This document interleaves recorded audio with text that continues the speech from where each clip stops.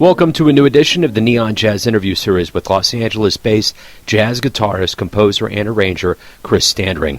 He opened up a bit about his new 2021 CD, Wonderful World, featuring a host of talent like Randy Brecker, Peter Erskine, Harvey Mason, and so many more. It's his 14th release as a leader, and he's always pushing the envelope of taste and style with a project that is wholly different from anything he's done before. He is a native of England and spent his childhood driving tractors and feeding sheep. Music has been the nearly all-consuming focus of his life when he was 6 and began studying classical guitar. These days, he stands as one of the most prolific and successful artists on the contemporary urban jazz scene. Enjoy his story. So thanks for taking a minute out for the show today. I appreciate it. Sure, absolutely. You're very welcome. So let's start off here with your wonderful new album, Wonderful World. And it happens to come out during a time where we're kind of getting on the tail end, the end part of this pandemic live. Shows are popping up. You have the chance to actually deliver this live. What does this album mean to you on that front? Well, I think it's, as a general rule, maybe rule's not the right answer, but it's the flavor of the album is hope and joy and kind of nostalgic. We've all gone down a wormhole and come out the other side, and we don't know what the hell just happened. I wanted to make a record that when you put it on, you just think everything's going to be all right, and it's a hark back to a kind of a better time and a more sentimental, nostalgic era. This is your 14th release as a leader, and I want to know, each successive release, is it a snapshot in time? Is it an evolution of your career? How do you view what you do, and specifically, what does this release mean in the development of you as an artist? Yes, I think that you're right on the money. I think it is a snapshot in time. Every record I do tends to have a different flavor about it and some kind of a theme. And this one, obviously, it's completely different from anything I've done before. And I think of it as a sort of kind of my legacy record, if anything else. For the most part, it was an album I needed to do for myself. It was one of those projects that I had to manifest, and if it sells 5 copies, then so be it. I don't think that's going to be the case, but it was one of those situations I just needed to do it for me. And to tell you the honest truth, I know this sounds a bit odd, but I feel like I finally put on a record. I finally made a record that I want to sit down and listen to. That's not to say I'm not proud of my past albums, but there's something about this that it's the kind of album that I would listen to, So I think that was something I thought about long and hard, conceptualizing it as well. That's a rousing endorsement, and that probably answers the question that I was going to ask, which is, what do you ultimately want the audience to get from this? This is just, and you've kind of touched on it, it just kind of takes you away to a different time, and we've all been kind of run through the ringer. Seems like it's going to be a cathartic event for all of us. I'm coming from jazz. My background is jazz. The problem for me in the past is that I had all these other interests in music and sort of inspiration. I've always loved pop music. I've always loved tight, funky jazz and interactive playing from people. So my past records have been very much a fusion of all these elements. And finally I get down to more of a pure statement.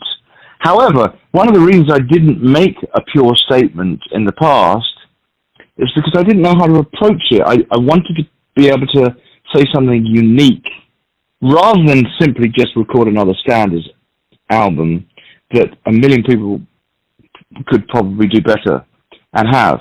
I wanted to be able to say something, put my stamp on it and go, okay, that's different. That's going to stand out. I've got a little twist on this. And that was the whole orchestral element.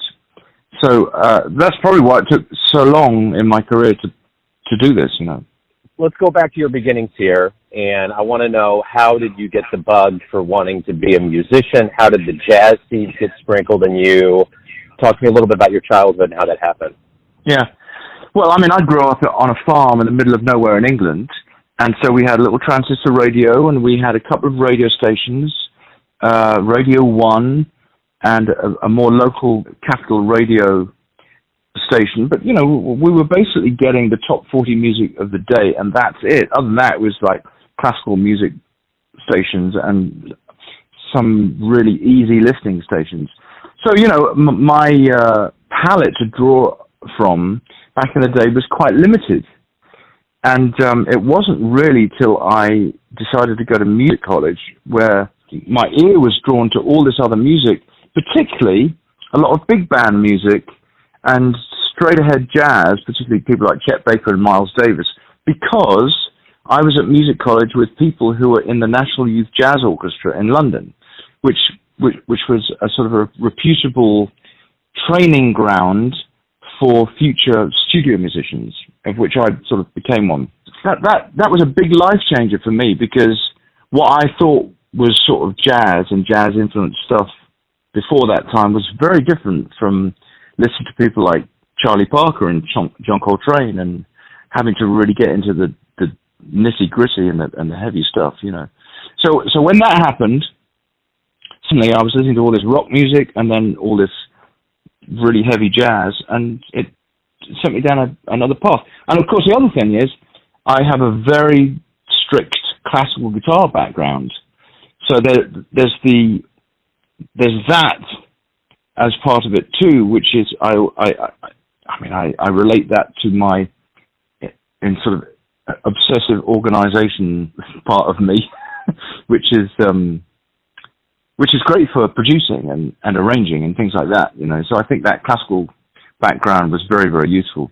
Anyway, so it was my background is a mishmash of all this stuff. So when I started making records, it was like this big pot of stew, and I had to make sense of it all, you know. Was it always music for you? I mean, from the word go, did you dream about being a musician, or were there other dreams you had? Well, music was under my skin at a very early age. I mean, like 6 years old, you know. In fact, even before that, I was begging my parents to get toy guitars for my birthdays, you know, which I got.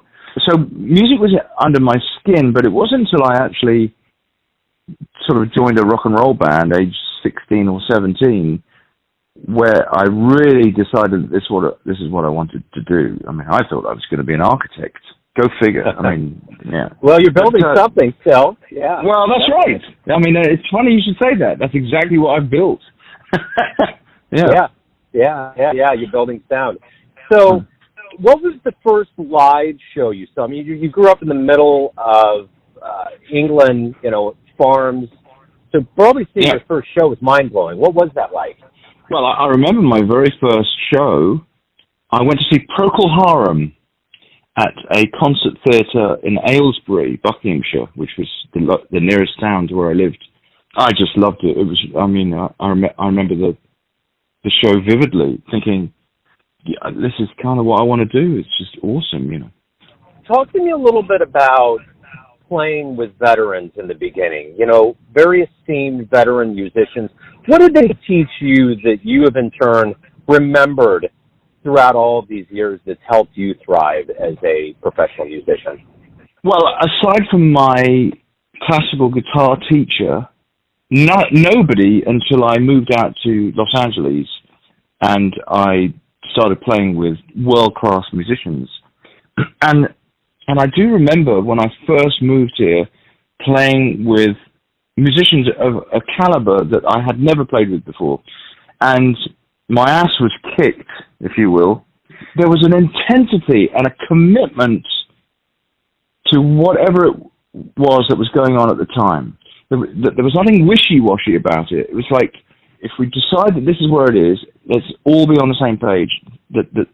Whereas I remember, for instance, playing back in London with bands, well, particularly my own, actually, and having different drummers come in. And I feel like they were looking at me going, is this the right groove? Is this what you want? Whereas I never got that when I came over here. Whoever was playing with me, they were going, this is the groove. This is it. You know what I mean? Let's all get with this. It was just a commitment to what was going on. It was a big life changer for me, you know. So was it always a dream to come to America? Was it always kind of something on your radar?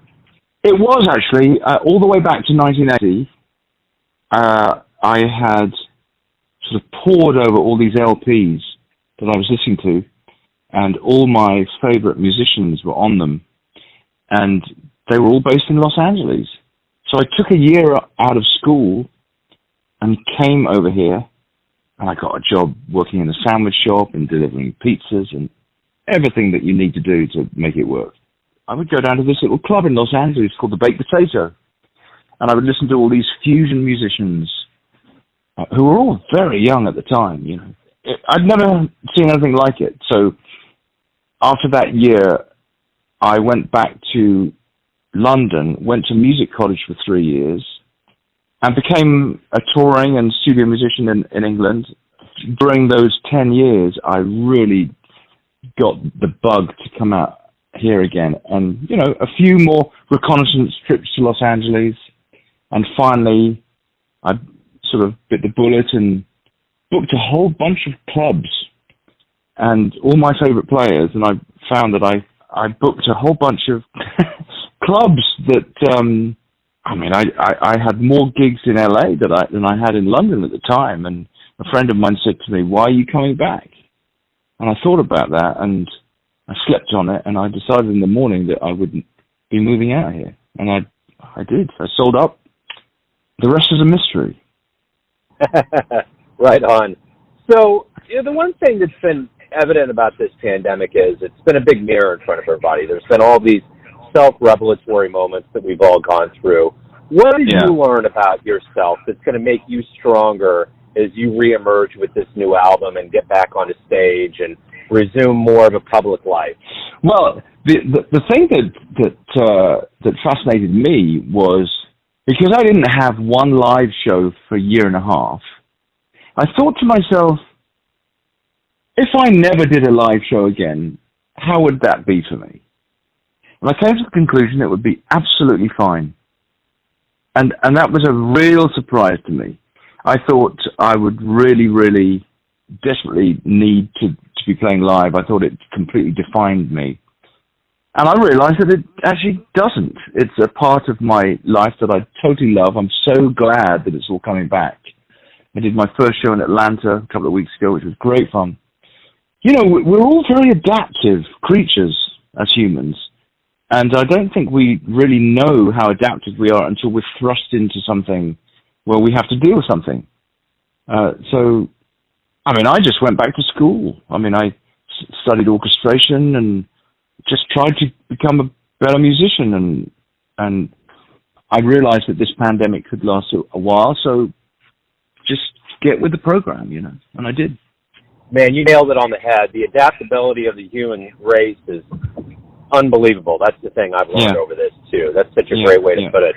You know, every day you get to wake up, you get to create. You have the opportunity to be an artist and to create what you want. What's the greatest thing about being a professional musician for you? Well, the greatest thing is also the worst thing.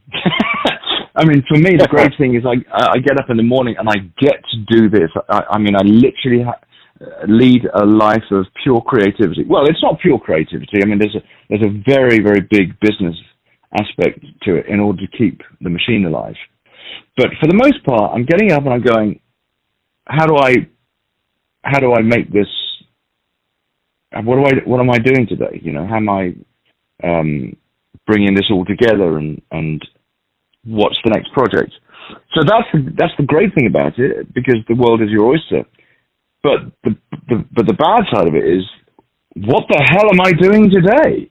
It's like, you know, sometimes there's no inspiration and you're going, can't somebody just tell me what to do?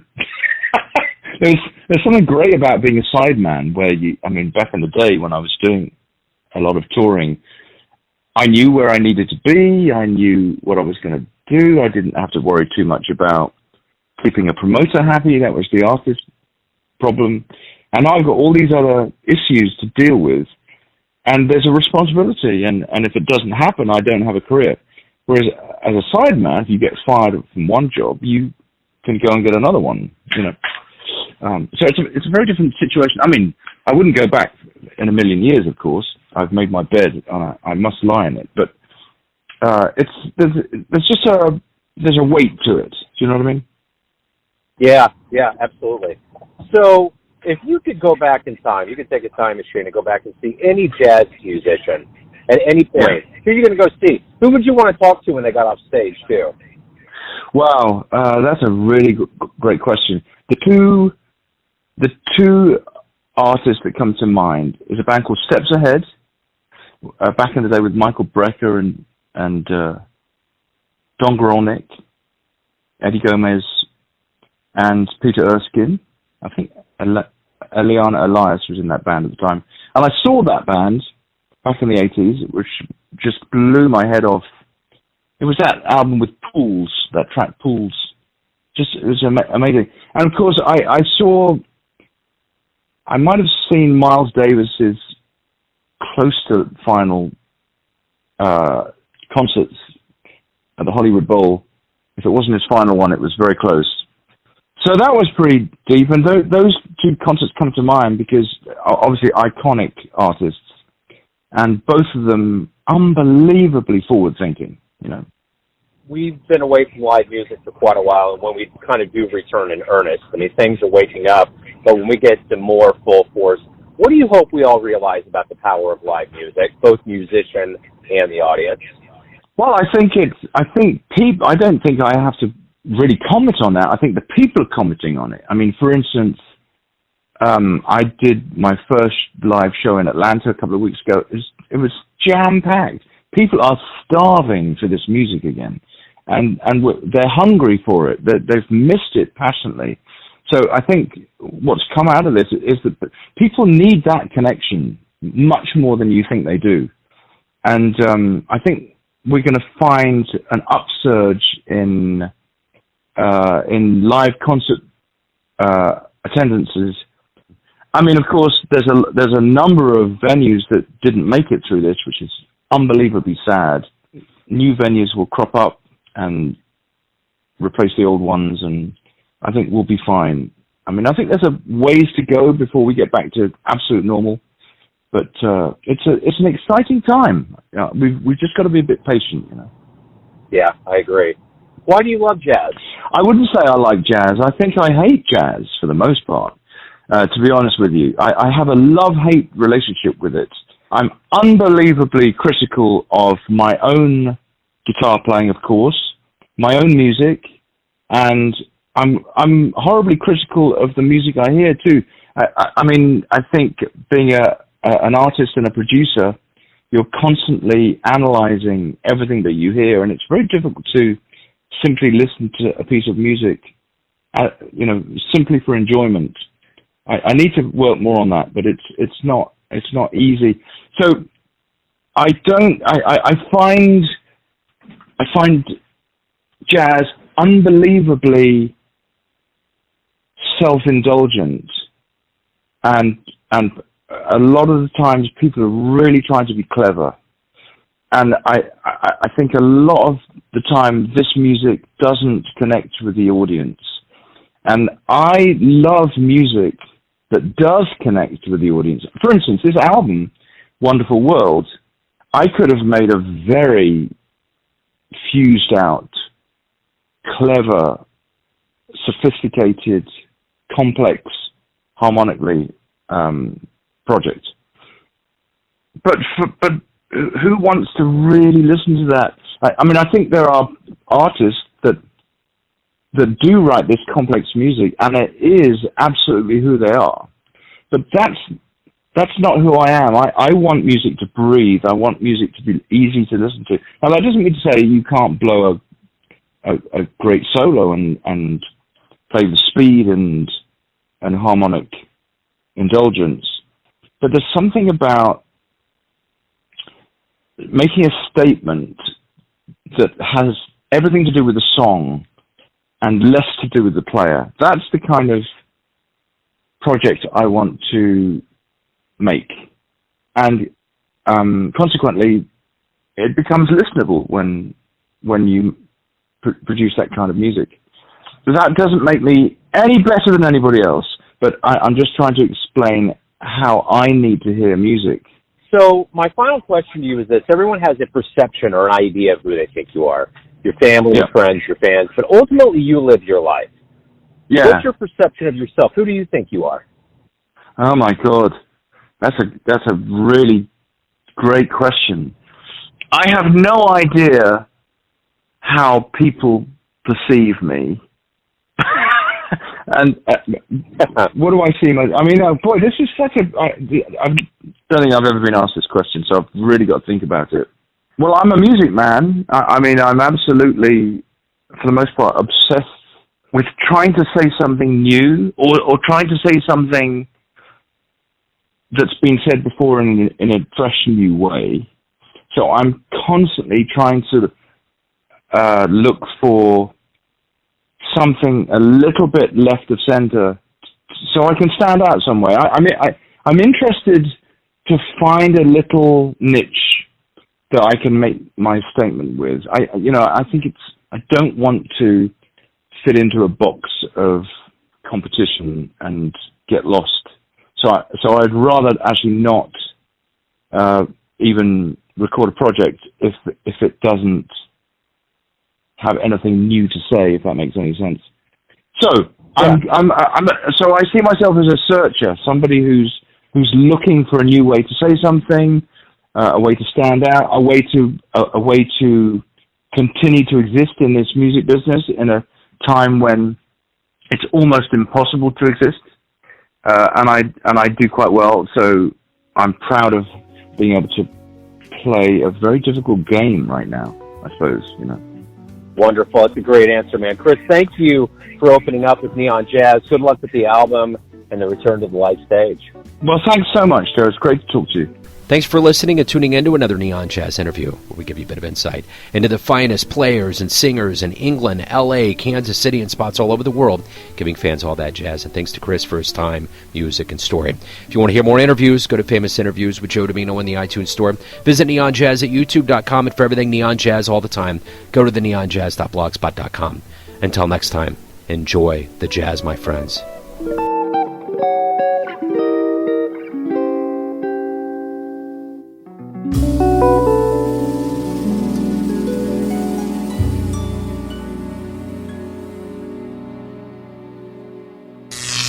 Neon Jazz.